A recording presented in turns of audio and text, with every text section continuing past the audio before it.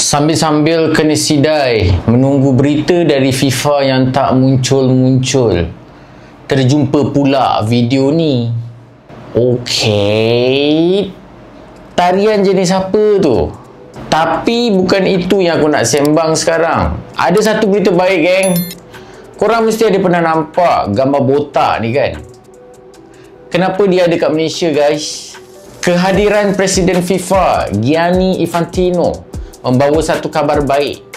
Masa depan bola sepak Asia Tenggara bakal berubah.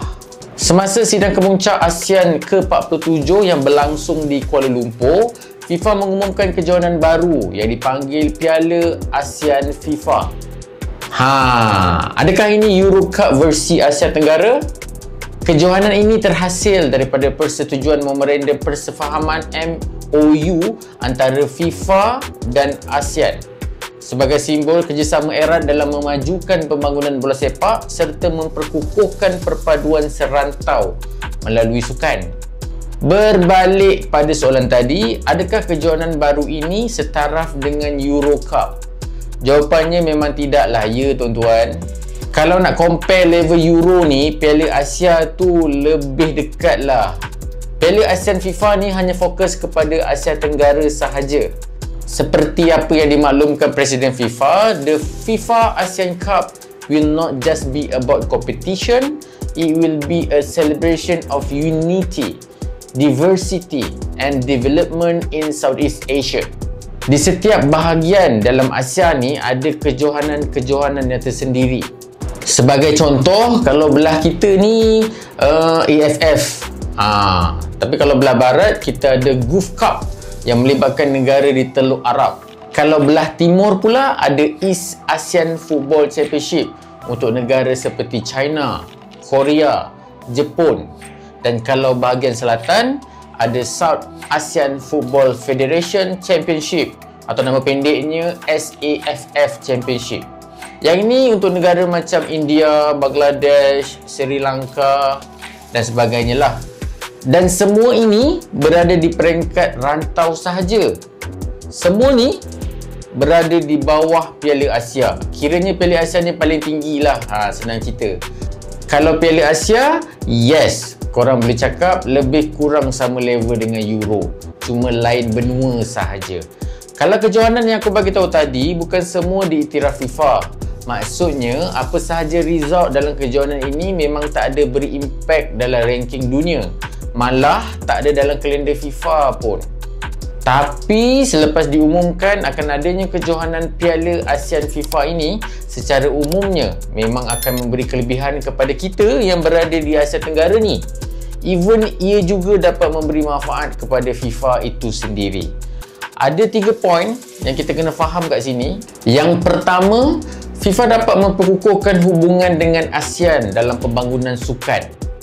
Yang kedua, jika Piala ASEAN ini menjadi kejohanan serantau, ia dapat pengiktirafan rasmi. So selepas ini mutu pertandingan dapat dipertingkatkan sebab semua negara yang terlibat pasti hantar first team. Takkan nak hantar second team, mesti mau menang mah, sebab ini melibatkan ranking.